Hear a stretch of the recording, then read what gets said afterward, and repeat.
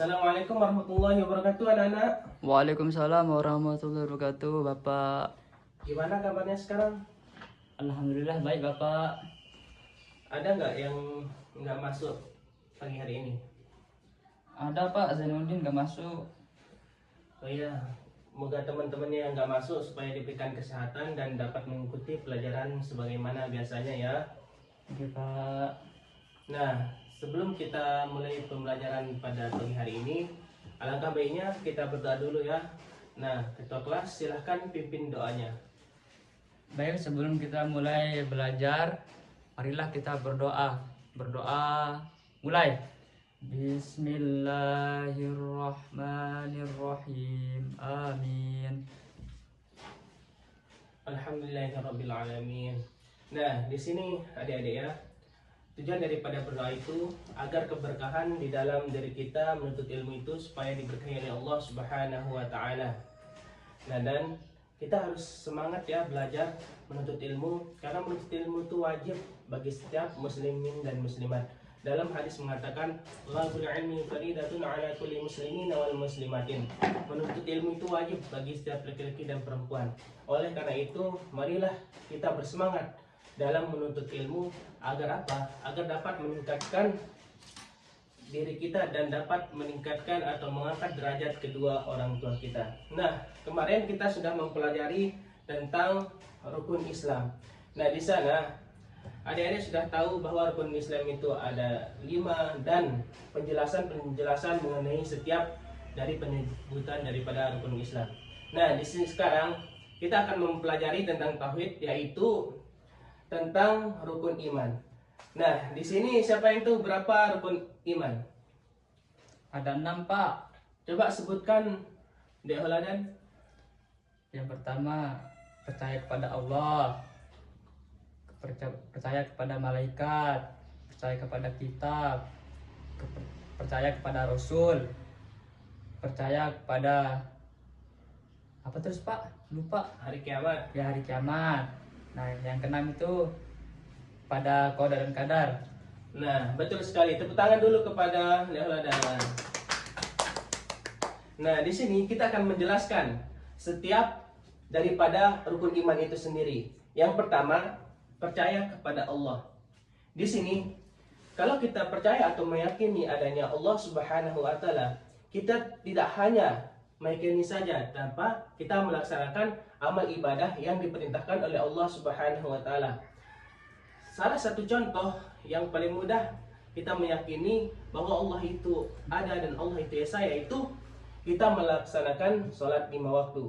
Di mana sholat 5 waktu adalah salah satu fasilitas untuk kita bertemu kepada Allah Subhanahu wa taala secara tidak langsung. Karena Allah Subhanahu wa taala itu gaib, dan hal gaib itu harus kita percaya. Yang kedua, percaya kepada malaikat. Di sini ada 10 malaikat yang wajib kita ketahui, dan ada ribuan malaikat yang tidak tercantum, yang tidak disebutkan di dalam 10 itu sendiri. Yang pertama, coba sebutkan ada berapa malaikat yang wajib kita ketahui? Ada 10, Bapak, kayaknya lupa. Coba sebutkan. Yang pertama, malaikat Jibril, Mikail, Israfil, Israil, Rokib, Atid, Malik, Ridwan. Mungkar Nakir kurang ya? Oh, Mungkar Nakir, Pak. Ya. Nah, itu adalah 10 malaikat yang wajib kita ketahui, yang dimana kita harus meyakini atau mengimami malaikat itu sendiri. Bagaimana caranya? Bahwasanya manusia itu diciptakan hanya untuk beribadah kepada Allah Subhanahu wa taala. Kalau kita meyakini bahwa malaikat itu ada, karena malaikat itu kalau udah diperintahkan untuk bertobat atau beribadah, maka ia akan beribadah sampai hari kiamat. Itulah kemuliaan daripada malaikat itu sendiri. Nah, yang ketiga, kita itu harus meyakini kitab-kitab Allah. Di sini ada 4 kitab Allah yang harus kita ketahui. Ada berapa? Ada 4. Nah, coba sebutkan apa itu mungkin udah dipelajari? Belum, Pak.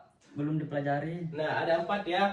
Kitab Taurat, kitab Injil, kitab Zabur, dan Al-Quran. Nah, setiap kitab itu ada yang diperintahkan atau yang diwahyukan kepada mereka masing-masing. Nah, di sana kita harus mampu mengetahui kitab-kitab Allah supaya kita itu tidak tersesat. Nah, di mana penutup dari kitab-kitab sebelumnya itu adalah Al-Quran, di mana Al-Quran ini adalah lengkap isinya yang menceritakan dari zaman dulu sampai zaman sekarang, di mana tidak ada yang mampu untuk memalsukan daripada kitab Al-Quran itu sendiri, karena kemuliaannya itu Masya Allah, dan itu langsung dari Allah Subhanahu wa Ta'ala. Nah, yang keempat yaitu meyakini Rasulullah.